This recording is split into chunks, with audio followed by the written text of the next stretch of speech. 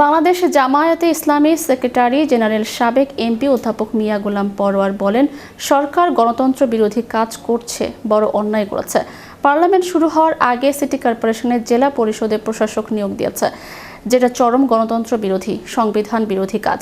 আমাদের সংবিধানে পরিষ্কার বলা আছে, স্থানীয় সরকারের প্রতিটি স্তরে নির্বাচিত জনপ্রতিনিধিরা দায়িত্ব পালন করবে, কিন্তু সরকার এসে নিজেই সিলেক্টেড লোক, দলীয় লোক দিয়ে কাজ করছে।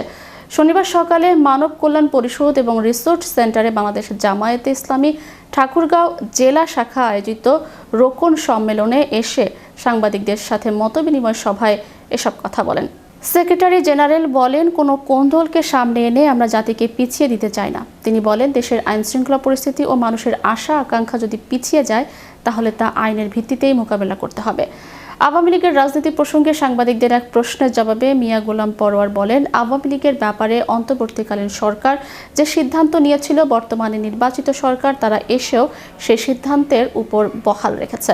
সরকার যদি মনে করে জনগণের আশা আকাঙ্ক্ষা মূল্যায়ন করার জন্য, নিয়ন্ত্রণ করার জন্য কখন কোনটা করতে হবে সেটা আইনসিদ্ধভাবে করেন, সেটা সরকারের বিষয়। তবে আমরা মনে করি আওয়ামী লীগ, বিএনপি, XYZ কোনো দলের নাম আমি বলবো না।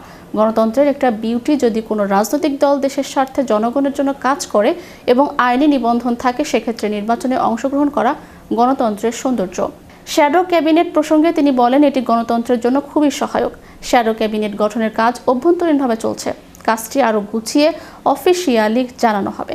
জোট রাজনীতি প্রসঙ্গে জামায়াতের এই নেতা বলেন, জাতীয় নির্বাচনের জন্য জোট গঠন করা হয়েছিল।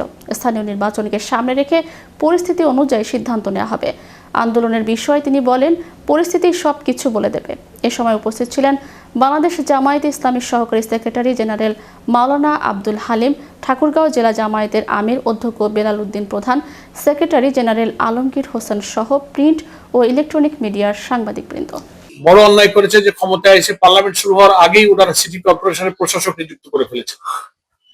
এটা চরমভাবে গণতন্ত্র বিরোধী, সংবিধান বিরোধী একটা কাজ হচ্ছে। ক্যাবিনেট অর্থাৎ শ্যাডো ক্যাবিনেট করার ব্যাপারে আমাদের নির্বাচনের আগেই ইলেকশন ম্যানিফেস্টো ঘোষণার সময় আমাদের আইডিয়াটা ছিল যে বিরোধী দলে যদি জামাত ইসলামী থাকে, তাহলে সরকারকে গঠনমূলকভাবে সমালোচনা করা, প্রত্যেকটি মন্ত্রণালয়ের গ্যাপগুলো, ত্রুটিগুলো, করণীয়গুলো নির্ধারণ করে গভর্নমেন্টকে হেল্প করার উদ্দেশ্যে সরকারকে আনরেস্ট করা, অস্থিতিশীল করাটা কিন্তু শ্যাডো ক্যাবিনেটের উদ্দেশ্য হয়। আমাদের ব্রিটিশ পার্লামেন্ট বা ওয়েস্টার্ন ডেমোক্রেসিতে কিন্তু এই শ্যাডো ক্যাবিনেটের আইডিয়াটা আছে।